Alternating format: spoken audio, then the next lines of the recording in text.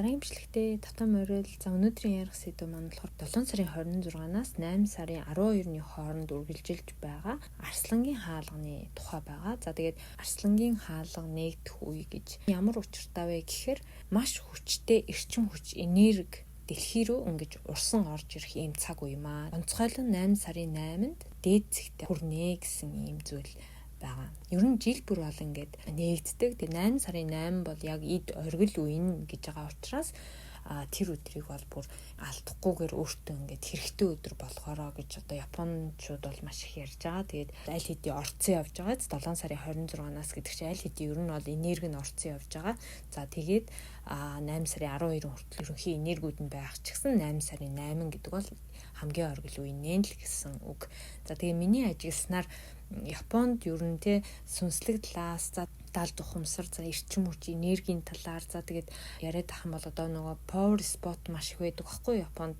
Ийм зүйлүүдийг сонирхдаг тэгээд хэрэгжүүлдэг хүмүүс илүү их байдаг юм шиг надад ер нь санагдсан. Сансар ухтргын эрчим хүч энерги дэлхийн хүн бүртэл яг адилхан ингээ байдаг болохоор би бас хаяа энэ сэдвэр ингээд өөрөө сонирхдаг учраас бичлэг оруулъя гэж боддог байхгүй. Арслангийн хаалга гэдэг нь яг юу юм бэ гэд хэлэхээр нар болон нөгөө дэлхийн хамгийн тод од гэж байдаг штэ Сириус гэд тэр одтой ингээд нэг шугамд байрладаг энэ цаг үеийг л хэлээд байгаа байхгүй. Тэгээ сансар ухтргын яг тэр шинэ мөчлөг эхэлж байгаа гэсэн үг юм уу? Өөрөөр хэлбэл нар Арслангийн ордонд байрлаж байгаа гэсэн үг. Арслангийн ордны хүч нөлөө гэдэг чинь өөрөө маш их хүсэл тэмүүлэл дүүрэн өөрийгөө илэрхийлэх хүчийг маш ихээр бэлэгжээдэг болохоор тэр өндөр хүч энергийг дэлхийд авчирдаг гэдгээрээ онцлог байгаа юм л да. Арслангийн хаалга нээгдлээ гэд энэ үед яриад байгаагийн хамгийн гол учир нь юу нээгдээд байгаа вэ гэд хэлэхээр бидний дотоод сэтгэлийн тэр цаана байгаа өөртөө ойлгож мэддэггүй тэр далд ухамсарт байгаа зүйлийг хамгийн гол нь бас нээж өгөх боломжтой гэдгээрээ маш онцлог байгаа. Тэгээд нэг өдөрт 10-аас 15 удаа хүний ер нь далд ухамсар ингээд нээгдэж идэг гэж ингэж хэлэгддэг шүү дээ. Тэгээд ухамсаргүйгээр ямар нэг зүйлийг далд ухамсартаа бид нэр ингэж дамжуулж байдаг учраас хүн маш хүчтэй шоконд орсон ч юм уу, гайхсан ч юм уу. За тэгээ айж шаналсан, гомдсон үед тэрийгэ маш хүчтэйгээр гүн гүнзгий ингэж мэдэрчийдэг гэж байгаа байхгүй. Тэгээ энэ нь нөгөө бидний яриад байдаг драма гэдэг ч юм уу бидний тэр дотор байгаа шарах сүүдэр юу гэдгийг тийм зүйлийн тагийг л нэг ёсондоо нээж өгöd байгаа гэсэн үг байхгүй. Тийм учраас л бидний одоо тархинд ингээд байнга давтагдж идэг. За тэгээд цаашлаад бодит амьдрал дээр тэр маань биелэлээ олж гарч ирсээр л байдаг зүйл байгаад байгаа байхгүй юу. Тэгээд яг энэ Арслангийн хаалга нээгдэх үед өндөр хэмжээст өндөр давтамжтай өндөр чичиргээтэй энэ энерги яг дэлхий рүү маш хүчтэй бууж ирдэг ийм цаг үе юм билээ л дээ. Тиймээс энэ цаг үеийг ашиглаж өөрийнхөө энергийг цэнгэлж шинчилж авах боломжтой л гэж хэлээд байгаа. Хүн төрөлхтөнд нөлөөлөх зүйл нь юу байх юм бэ гэхээр хүсэл биелэх боломж нэмэгдэнэ. За тэгээд бодол санаа бодит болох боломж өндөрсөж өгнө гэж байгаа байхгүй юу? Ийм зүйлүүд байгаа учраас зориг тавиад ирээдүгээ илүү ихээр төсөөлөх ч юм уу тий.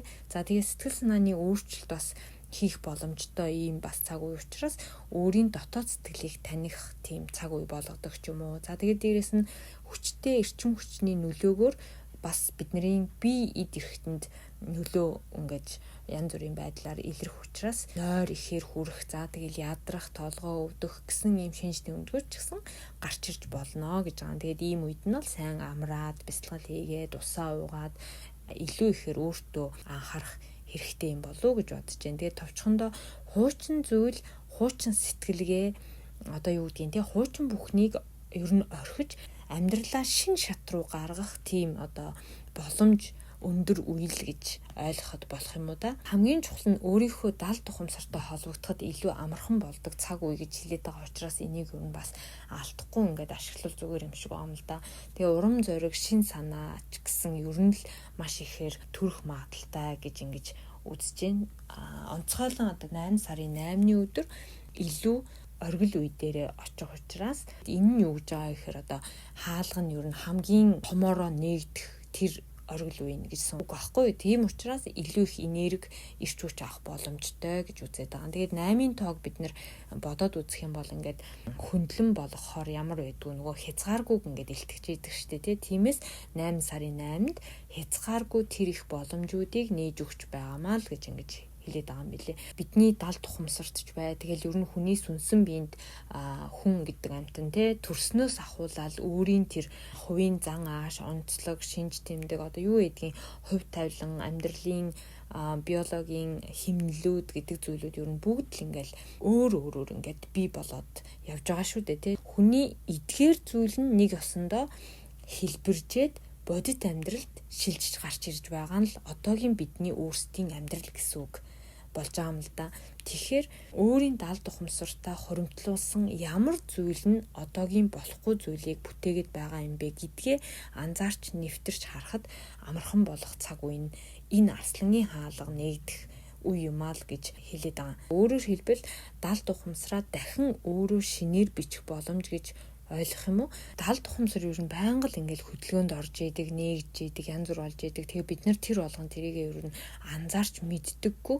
Дотроо яг би юу бодоод байгаа учраас би өнөөдрийн энэ амьдралыг бүтээсэн юм бэ гэдэг зүйлээ ч гэсэн бид нар ойлгож чаддгүй шүү дээ. Тийм болохоор илүү өөрлөгөө өнгийхэл ийм цаг үе болгол зүгээр юм байна гэж бодсон. Бидний амьдралд маш урт удаан хугацаанд өөрийгөө зовоож шаналгаж исэн асуудлууд ингээл байж идэг тий. Тэгээ тэр санаа зовоодог, шаналгадаг зүйлүүдийг ч гэсэн хүн өөрөө л бүтээдэг гэж байгаа байхгүй хамгийн гол нь. Тэгэхээр яг хөө мэдээж ямар нэг утга ч юм уу тий далд ухамсартаа ингээд бид нар бий болгоод өгчихсөн учраас л энэ амьдралыг яг тэрнгүүрээ бүтээчихсэн байгаа л да. Зүгээр одоо юу ч байхгүй, юу ч бодоогүй далд ухамсарт ямар ч тийм утга өгөөгүй байхад тэр зүйлийн дагуу яг амьдрал бий болохгүй байхгүй юу. Тэрнийхээ утгыг хамгийн гол нь тэгэхээр өөрчилж бичиж чадахгүй байгаа болохоор л дахин одоо тэр санаа зовоосон зүйлүүд, асуудлууд байсаар л байгаа гэсэн үг, үргэлжилсээр л байгаа гэсэн үг. Тэгэхээр тэр асуудлуудыг орхиж хайж чадах юм бол тий нэг үгээр оронд нь шинэ өөрчлөлтийг амьдралдаа оруулж чадах юм бол бид нэр одоо тэр далд ухамсарынхаа бодлыг өөрчилж чадна гэсэн үг. Тэгээд тэрийг өөрчилж чадсанаар бодит амьдрал дээр амьдралаа бас өөрөөр бий болгож чадна л гэсэн юм үг байгаа юм л да. Яг одоо та тий амьдралынхаа ер нь хэдэн хувийг санаа зовж гин, хэдэн хувьд нь ууралж гомдож өшөрхөж ингэж стресстэж байна. За тэгээ хэдэн хувьд нь сэтгэл амар сайхан байж чадж байна. Хэдэн хувьд нь би ажралтай байна вэ гэдгээ ер нь нэг сайн бодоод үзүүлэх зүгээр юм билээ. Энэ их ер нь чухал шүү. Амьдралынхаа дийлэнх цагийг одоо нөгөө уурлаж, гомдож, стресстэй өнгөрөөгд байвал ер нь хэцүү шттэ тий. Уурлал байх юм бол ер нь уурлах зүйлийг амьдралдаа татна. За тэгэл гомдоод байх юм бол гомдох зүйлүүдийг л татна гэд ер нь байдаг штэ. Инээж баясаж ингэж жаргалтай байх юм бол ер нь бол тийм л зүйлийг татна гэж ингэж боддог байхгүй би угаасаа. Тэгээд хэдэн хувь нь би яг яаж ингэж өдрийг өнгөрөөгд байна гэдэг дээрээ бас анализ хийж ингэж бодож үзчихсэн.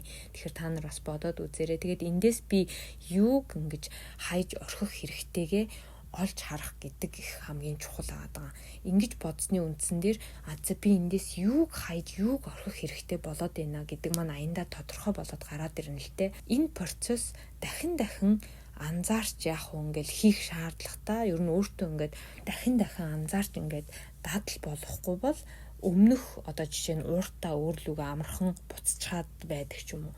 Тийм байдаг учраас нэг удаа хийгээд ингээд болчих зүйл бас биш байгаа юм л да. Тэгэхээр ер нь бол яг өөрийгөө эхлээд анзаарч хэдэн хувь нь би ууртаа, хэдэн хувь нь сэтгэл өндөр, сэтгэл дундуур, хэдэн хувь нь стресстэй байна гэдгээ өөрөө ер нь ингээд нэг дүгнээд гаргачих юм бол амьдрал дээрээ ямар зүйлийг би хайх ёстой вэ, болох ёстой вэ гэдгээ бас тодорхой болгоод ирэх байхгүй юу. Тэгж тодорхой болгосны үндсэн дээр нөгөө нэг тэр ууртаа би гэдэг хүн гарч ирэх тоолондоо өөрийгөө анзаараад тэр өөрлөгөө буцахгүй байх тал дээр өөртөөгөө ажилд сурна л гэсэн үг. За тэг өөрийнхөө ямар би гэдэг хүн одоо миний дотор дийлэнхийг маань эзлээд байна гэдгээ олж тогтоож чадах юм бол маш одоо том зүйлийг өөртөө мэдээд авчлаа гэсэн үг байхгүй. Тэгээ яг одоо байгаа таач бай, бич бай ер нь бүгд өөрийнхөө далд ухамсарт байгаа болохыг хүсэж байгаа би гэдэг хүнээ л одоо яг ингээд бүтээчихсэн байгаа юм байна гэж ойлгох хэрэгтэй болж байгааз. Яа тэгэхээр би та яг бид бүгдээрээ ерөөсөө өөрсдийн тэр цаана байгаа дал тухамсарт байгаа бодлороо л яг одоогийн энэ хүнийг бүтээсэн ингээ байгаад байгаа байхгүй юу. Тэгэхээр эндээс өөрөөсөө ямар асуулт асуух вэ гэхээр миний хамгийн чадахгүй байгаа зүйл юу вэ гэж асуугаад үзээрэй. Миний хамгийн одоо амьдрал дээр болохгүй байгаа зүйл яг юу вэ? Одоо хань нийжилтэй болж чадахгүй байна ч юм уу? За тэгэл хүүхдтэй болж чадахгүй байна ч юм уу? Би ер нь дэглэн барьж чадахгүй байна ч гэдэг юм уу те. Найз нөхдөд ингээ гоё дотн байж чадахгүй байна. Найз нөхдөд болж чадахгүй байна ч гэдэг юм уу? Ер нь ингээд ажлын тал дээр маш их асуудалтай байна ч гэдэг юм уу? Ингээд амьдрал дээр байгаа өөрийнхөө болохгүй байгаа зүйлүүдийг эхлээд өөрөөсөө асууж үзээд тэгээд тэндээс яагаад болохгүй байгаа юм болоо гэдэг зүйлийг бас ирж хайна гэсэн үг. Тэгээд дандаа тэнд хэцүү дэмий одоо би бууж өгж гин гэдэг бодлууд яваад байна уу? Эсвэл одоо хитрхийх тухайн зүйлийг одоо бий болгох гээд хүчлээд байна уу гэдэг юм уу? Ер нь аль нэг тал руу одоо бидний бодол ингээд ороод ирнэ л гэсэн үг л дээ. Тэр шалтгаанаа гол нь олох хэрэгтэй болж байгаа. Чадахгүй зүйлдээ илүү бид нэр ингээд фокуслоод одоо поинтлоод байдаг учраас тэр чадахгүй зүйлээ яаж шинчилж, өөрчилж, өөр ингээд аргаар бичиж бодж олох вэ гэдгээ хамгийн гол нь өөртөө одоо тохирох гэх юм уу? Өөртөө нэг ёсондоо одоо тохиролцоо үүсгэх хэрэгтэй болж байгаа юм л да. Тэгээд энэ одоо 8 сарын 8-ны Арслангийн хаалга нэгдэх үеэр өөрийнхөө энэ учрыг олж өөрийгөө ойлгох боломжтой маш чухал үе гэдгийг хамгийн сайн санаад энэ дээр өөрийнхөө энэ даалт тухамсартай ажиллаад үзээрэй гэж хэлэх гээд байгаа. Тэгээ яг энэ үеэр сард бас эхрийн ордонд байрлах юм хөдөлгөөн бас давхар явагдаж байгаа юм билээ л дээ. Тэгээд эхрийн орд чинь өөрөө ингээд харилцан яриа тийм мэдээлэл мэдлэг гэсэн зүйлс түлхүүр өгнө болж идэг учраас даалт тухамсараа бас бид нар илүү их таних боломжийг бас гаргаж байгаа тийм энерги бас их байгаа юм байна л да.